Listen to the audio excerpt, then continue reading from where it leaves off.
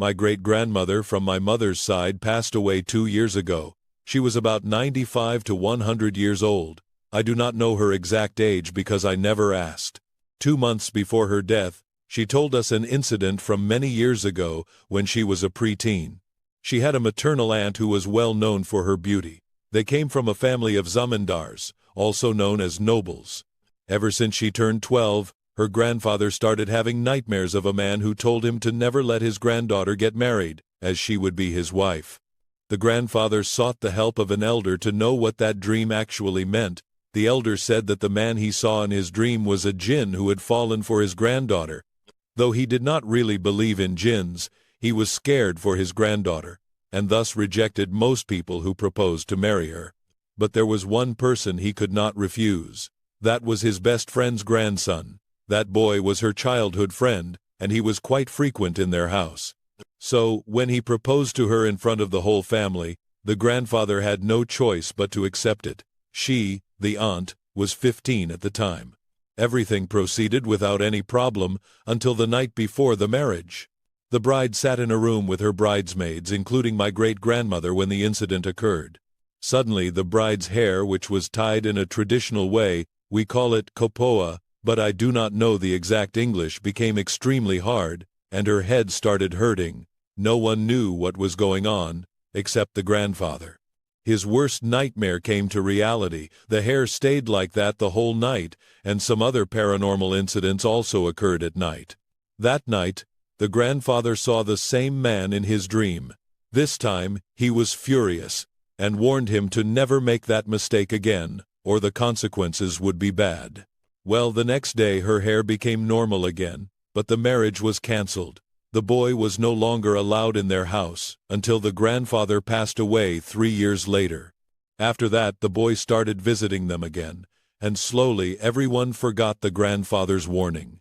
Well, 5 years after the incident, the marriage happened again. This time, nothing paranormal happened. The groom was dressed in a white traditional sherwani. His face was glowing with happiness. Unfortunately, that happiness was not for long. That night, the bride was in her room talking with her friends and sisters. Suddenly, the windows and the gates of the house started shaking violently, as loud screams could be heard from outside. A terrible stench started coming from the bride's room. Everyone came out, except the bride, who was crying in there. The groom realized his mistake, and took permission from the father before entering the room. Suddenly, the door closed behind him, and both of them got locked inside. It took 3 to 4 hours to break the gate from outside. What they saw shook them to their core. The room was stained with blood, the bride was missing, and the groom was lying on the floor. His head was twisted to the opposite side. His eyes were popped out, and his skin was pale. The beautiful white sherwani became stained with blood. On the chair there was a small bag. Inside it there was 1 gold coin. It was the price for the bride. The father spent day and night trying to find the girl, but they could not find her. In the end, they had no choice but to accept that she was gone. The bag was put in an iron chest and locked before being buried underground. They considered it as their daughter's grave. Well, 3 years later the father saw a dream where that man told him that his daughter was alive and happy. They also had 2 children together, and the bag was a treasure which would give you 1 gold coin each time you put your hand in it. Well, the father never checked if what he said was true or not, as nothing could make up for the loss of his daughter.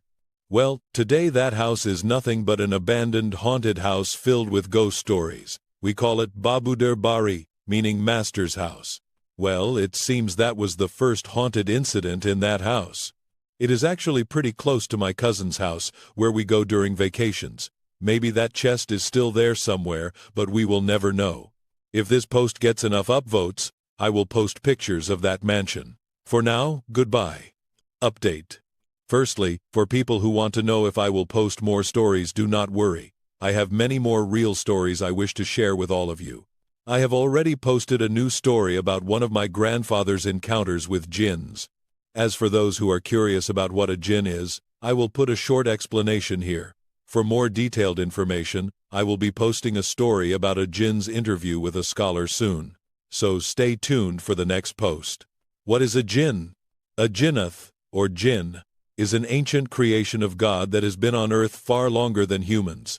While humans were created from clay, jinns were created from smokeless fire. They have free will similar to humans. God has made them invisible to our eyes. Though normally they are just as afraid of us as we are afraid of them, there have been many instances of them trespassing into the human realm. Also, there are humans who trespass into their realm too. They are the ghosts or entities that people encounter. Most of them were banished to other ards, meaning planets, before humans came to Earth. They normally live in secluded places, abandoned houses, and graveyards. They usually do not harm humans unless you trespass into their territory, like houses that have been abandoned for years.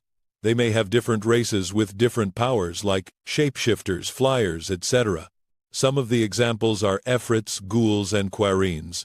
That is all I can tell you today. I will go into more details in my next post, a Jinn's interview. For now, goodbye.